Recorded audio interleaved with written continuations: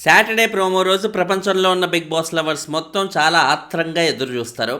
కానీ ఫస్ట్ ప్రోమోలో ఈ మధ్య ఎక్కువ మ్యాటర్ అనేది ఉండట్లేదు. మొత్తం ఎక్కువ శాతం ఇంట్రెస్టింగ్ ఎలిమెంట్స్ అన్ని సెకండ్ ప్రోమోకి దాచుతున్నారు అన్నట్టుగా అయితే మనకు అర్థం చేసుకోవచ్చు అనమాట. సో ఈ వారం ఫస్ట్ ప్రోమోలో కూడా జస్ట్ ఒక్క ఇష్యూ మాత్రమే, విష్ణు అండ్ రోహిణి మధ్య ఆ ఇష్యూ మాత్రమే డిస్కస్ చేశారు. మిగతా ఇష్యూస్ అన్నీ ఫర్దర్ ప్రోమోస్కే ట్రాన్స్ఫర్ అయితే చేసినట్టుగా అర్థమవుతుంది అనమాట. ఫస్ట్ చూసుకుంటే విష్ణు అండ్ మన రోహిణి మధ్య నిన్న ఏదైతే ఇష్యూ జరిగిందో ఇద్దరి మధ్య ఆ లెవెల్లో వాగ్వాదాలు జరిగాయో దాని గురించి స్పెసిఫై చేస్తూ వాళ్ళిద్దరిని అయితే కన్ఫెషన్ రూమ్కి పిలిచారు.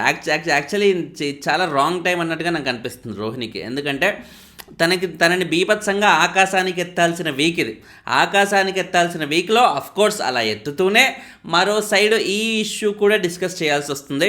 అఫ్కోర్స్ ప్రోమో పరంగా చూసుకుంటే మెజారిటీగా ఎక్కువ శాతం అయితే విష్ణునే మ్యాక్సిమం నాగార్జున గారు వేసుకుంటున్నట్టుగా అయితే క్లియర్గా తెలుస్తుంది. కానీ విష్ణుని ఎంతగా వేసుకున్నా కూడా డౌట్ లేకుండా ఎంతో కొంత ఆమె వేసుకున్న దాంట్లో సగమైన రోహిణిని కూడా ఆబ్వియస్లీ ఏదో ఒక మాట అయితే అంటారు. కాబట్టి అది రోహిణిని లేకపోతే వాళ్ళకి ఓట్లు వేసే ఫ్యాన్స్కి ఎంతో కొంత డిసప్పాయింట్మెంట్ ఇచ్చే అవకాశం ఉంది కదా.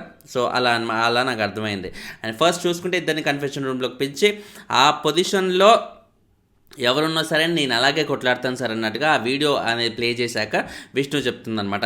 ఎవరున్నా అలాగే కొట్లాడుతుందా నిజంగానా? రోహిణి ప్లేస్లో అక్కడ యష్మి ఆల్రెడీ అంటుంది. యష్మి అనేటప్పుడు యష్మి మీదకి ఒక్క మాట కూడా అనని విష్ణు రోహిణి మధ్యలో ఇన్వాల్వ్ అయ్యేసరికి ఇమ్మీడియట్గా వెళ్ళిపోయింది. సో యష్మి మీద మాత్రం సైలెంట్గా ఉన్న ఈమె రోహిణి వస్తే మాత్రం ఎందుకో వాయిస్ అవుట్ చేసింది. ఎందుకంటే యష్మితో ఉన్న బాండింగ్ రోహిణితో లేదు కాబట్టి. సో ఎవరున్నా అదే ఉంటా అలాగే ఉంటా అనేది ఖచ్చితంగా అబద్ధం అనే చెప్పుకోవచ్చు. అండ్ తర్వాత చూసుకుంటే క్యారెక్టర్ అనేది పెద్ద మాట కదమ్మా అన్నట్టుగా అయితే నాకు డెఫినెట్లీ క్యారెక్టర్. మనం నిన్న ప్రోమోలో చూసినప్పుడు అది క్లియర్గా చెప్పుకున్నాం. అమ్మాయి అయి ఉండి ఇంకో అమ్మాయి గురించి క్యారెక్టర్ బేస్డ్ కమెంట్ ఎలా చేస్తుంది అన్నట్టుగా మనం అందరూ అనుకున్నా. డెఫినెట్లీ చాలా డీమీనింగ్గా అయిపోతుంది అని ఆమె ఏ సెన్స్లో అన్నా కూడా క్యారెక్టర్ అనే వర్డ్ తీసుకొచ్చి ఇందులో నీ క్యారెక్టర్ తెలుస్తుంది అన్నట్టుగా అది అంటే డౌట్ లేకుండా హర్టింగ్గానే ఉంటుంది. ఇప్పుడు మామూలుగా విష్ణు ఏం చెప్తుంది, సార్ నీ క్యారెక్టర్ అన్నా కానీ క్యారెక్టర్ లెస్ అది ఇది అనలేదు కదా అంటే నీ క్యారెక్టర్ ఏంటో తెలుస్తుంది అని అంటే ఇంకేంటమ్మా మీనింగ్ మరి అన్నట్టుగా క్వశ్చన్ చేశారు. క్లియర్గా అదే, నీ క్యారెక్టర్ ఏంటో తెలుస్తుందంటే నువ్వు అంత మంచిదాన్ని ఏం కాదు, నువ్వు ముందు నుంచి చూస్తూనే ఉన్నా నీదంత గొప్ప క్యారెక్టర్ ఏం కాదు అన్నట్టుగా అర్థం వస్తుంది కదా.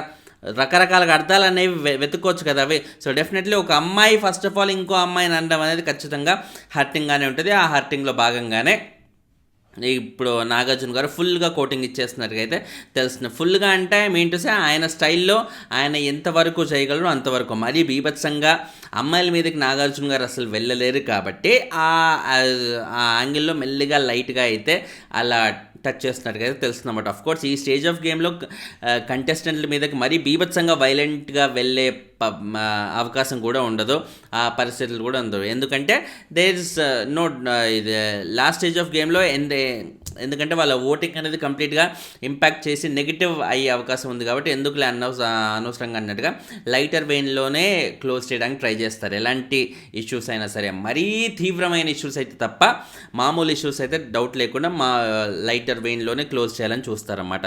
సో దాని తర్వాత ఇప్పుడు ఒక్కొక్కరిని హౌస్ మేట్స్ని అడుగుతున్నారు. చూడు ఇప్పుడు ఇందులో ఎవరిది తప్పు ఎవరిది రైటు అన్నట్టుగా అంటుంటే అవినాష్ యాక్చువల్లీ ఎవరిని సపోర్ట్ చేస్తారనుకుంటారు? రోహిణిని కదా. కానీ ఈ ఇష్యూలో రోహిణిదే తప్పు అన్నట్టుగా సార్ ప్లాన్ అనేది మాట వచ్చింది కాబట్టి డెఫినెట్లీ రోహిణి తప్పు అన్నట్టుగా అయితే అవినాష్ చెప్తున్నాడు. బేసిక్గా ప్లాన్ అంటే ఏంటి, ఇప్పుడు ముందు నుంచి ఆమె నిన్న అన్నది కదా వీళ్ళిద్దరి మధ్య ఇష్యూ ఏంటి. ఫస్ట్ అయితే నిఖిల్కి చాలా ట్రై చేసింది, నిఖిల్తో వర్కౌట్ అవ్వలేదు కాబట్టి ఇప్పుడు పృథ్వీతో ఆ బాండింగ్ అనేది పెంచుకుంది, ఆ లవ్ ఫీలింగ్ అనేది పెంచుకుంది.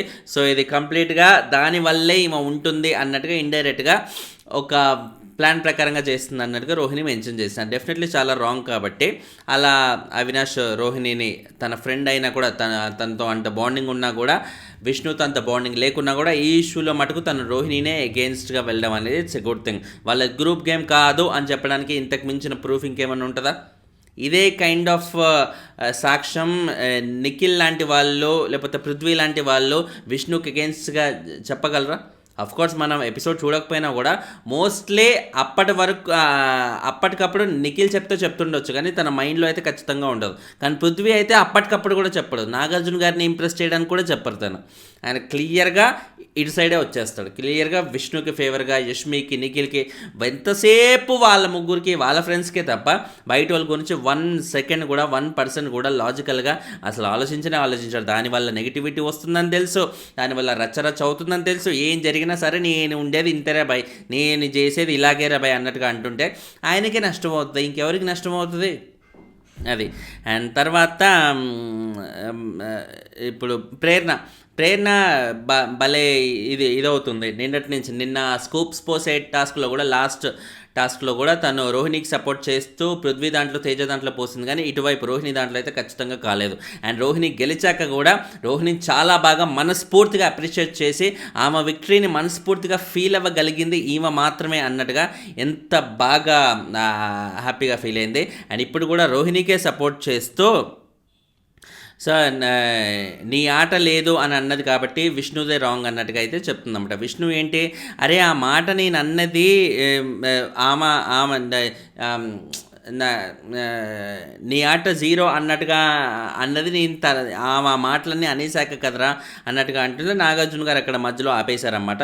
సో మానేసి ఆపేసి ఏ కైండ్ ఆఫ్ కంక్లూజన్ ఇచ్చారనేది మనకు తెలుసు. బట్ ఏదైనా సరే ఆట లేదు, ఆట 0 అన్నట్టుగా అదే రోజు రోహిణి అయితే కంప్లీట్గా ప్రూవ్ చేయగలిగింది. అటు విష్ణుకి ప్రూవ్ చేయగలిగింది, అండ్ ఇంతకుముందు రోహిణిని బాడీ షేమింగ్ టైప్ ఆఫ్ చూపులు చూసిన పృథ్వీని ఆయన మీదంగానే ఆయన ఓడించి ఈమె గెలవడం అనేది ఫెంటాస్టిక్ అచీవ్మెంట్ అని చెప్పాలి. సో డెఫినెట్లీ రోహిణికి బాగా అప్రిసియేషన్స్ వచ్చే అవకాశం ఫుల్గా తెలుస్తుంది. లీగ్ పరంగా అవి ఆల్రెడీ వచ్చేసాయంట.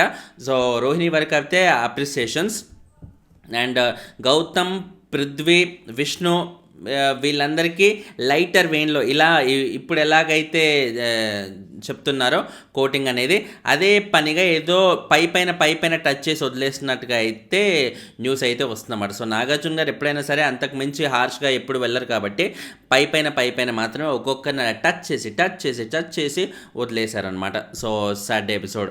సో ఈ సాటర్డే ఎపిసోడ్ కూడా బీభత్సంగా మనం ఎక్స్పెక్టేషన్స్ పెట్టుకోవాల్సిన అవసరం లేదు.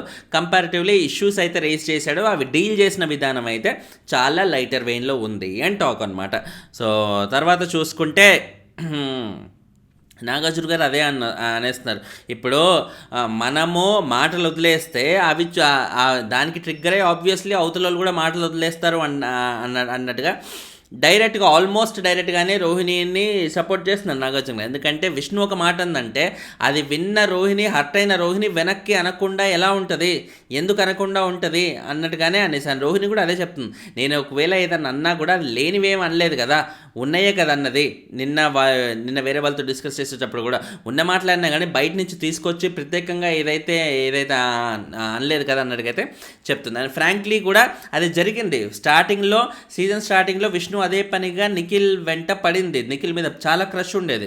తను బిగ్ బాస్ ముందు వచ్చిన కిరాక్ బాస్ కిలాడి గర్ల్స్ షోలో అందులోనే బాగా బాండింగ్ అనేది పెంచుకొని, లవ్ అనేది పెంచుకొని అదే ఎక్స్పెక్టేషన్స్తో ఈ బిగ్ బాస్ షో కూడా వచ్చి నిఖిల్ వెంట స్టార్టింగ్ పడినా కూడా నిఖిల్ అప్పట్లో ఓన్లీ సోనియా వెంట పడడం, సోనియా వెనుక మాత్రమే ఉన్నాడు కాబట్టి ఈయన వర్కౌట్ అయ్యేలా లేడని ఆమెకు అర్థమైపోయి నిఖిల్తో కట్ చేసుకుంది. ఈలోపు పృథ్వీతో బాండింగ్ మొదలై ఈయన మీద లవ్ అనేది వచ్చేసింది అనమాట. సో ఓవరాల్గా ఈ ఇష్యూని ఇన్ని రోజుల తర్వాత రోహిణి తను జస్ట్ ఆడియన్స్కి గుర్తు చేయగలిగింది. కానీ ఆడియన్స్ అందరికీ, నాగార్జున గారు అందుకే బిగ్ బాస్ టీమ్కి ఆబ్వియస్లీ తెలుసు ఇదంతా ఎప్పుడో లాంగ్ బ్యాక్ అనమాట. సో ఓవరాల్గా చూస్తే క్యారెక్టర్ అండ్ ప్లాన్ ఈ 2 ఇష్యూస్ వల్ల చాలా పెద్ద రచ్చ అనేది అయినట్టుగా ఇప్పుడైతే తెలుస్తుంది. సో ఇదే ఇష్యూ కాకుండా మిగతా ఇష్యూస్ చాలా డీల్ చేశారంట. ఆ ఇష్యూస్ మనకి నెక్స్ట్ ప్రోమోలో కనబడతాయి కాబట్టి ఆ ప్రోమో వచ్చినప్పుడు దాని గురించి మనం డిస్కస్ చేసుకుందాం. Finally thanks lot for watching. ఛానల్ని సబ్స్క్రైబ్ చేసుకోండి. ఎలిమినేషన్ అప్డేట్ తెలియగానే ఇమీడియట్గా నా ఇన్స్టాగ్రామ్లో పోస్ట్ చేస్తాను. This is funny and channel name లాగే దిస్కి ఇస్కి ఫనీకి గ్యాప్ లేకుండా సెర్చ్ బాక్స్లో సెర్చ్ చేయండి, మీరు ఆ పేజ్ దొరికేస్తుంది. బాయ్.